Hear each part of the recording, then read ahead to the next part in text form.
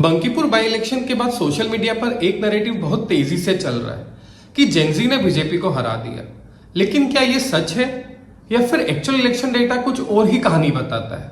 आज इमोशन नहीं, सिर्फ नंबर्स देखेंगे और कंपैरिजन सिर्फ बंकीपुर का नहीं बल्कि तीनों असेंबली सीट्स का करेंगे जहां इजी फेस में बाई इलेक्शन हुए थे। चलिए शुरू करते हैं। सबसे पहले थोड़ा कॉन्टेक्स्ट समझते हैं। बंकीपुर बीजेपी की एक ट्रेडिशनल अर्बन सीट है। ये वही सीट है जहां से बीजेपी के नेशनल प्रेसिडेंट नितिन नवीन चुनाव लड़ा करते थे और उनके राज्यसभा जाने के बाद ही यहां पर बाई इलेक्शन हुआ। इसी के साथ गुजरात के मंजलपुर और मध्य प्रदेश के दतिया में भी इलेक्शन हुए। रिजल्ट क्या रहा?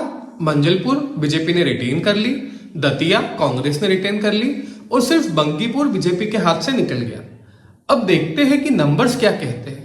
इलेक्शन कमीशन के ऑफिशियल रिजल्ट के हिसाब से मंजलपुर में बीजेपी का वोट काउंट पिछले इलेक्शन के कंपैरिजन में कम हुआ। वोट शेयर भी लगभग 75% से गिरकर 67% के आसपास आ गया।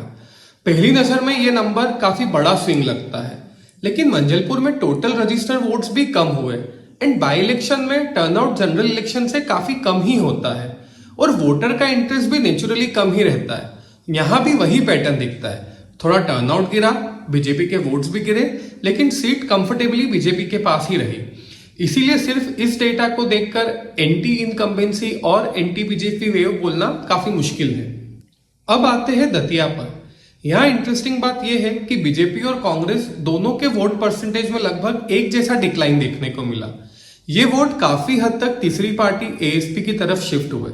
मतलब यहां भी पिक्चर सिंपल है कि एंटी इनकम्बेंसी वाली कोई बात ऐसा सच दिखती नहीं है। ये ज्यादा वोट रिडिस्ट्रीब्यूशन का केस लगता है, ना कि किसी एक पार्टी के अगेंस्ट मैसिव पब्लिक वेव का।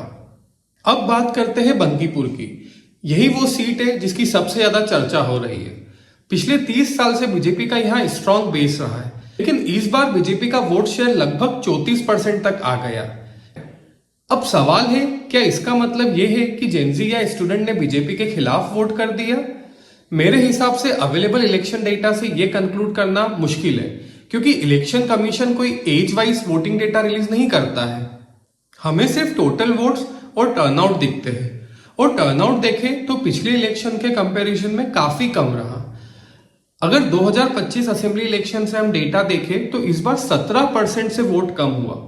और बाई इलेक्शन में एक कॉमन पैटर्न ये भी होता है कि पावर में बैठी पार्टी का कमिटेड वोटर कभी उतनी जनसंख्या में बूथ तक नहीं पहुंचता, क्योंकि अगर ये वोट बीजेपी को होता तो शायद बीजेपी ये सीट कंफर्टेबली जीत सकती थी।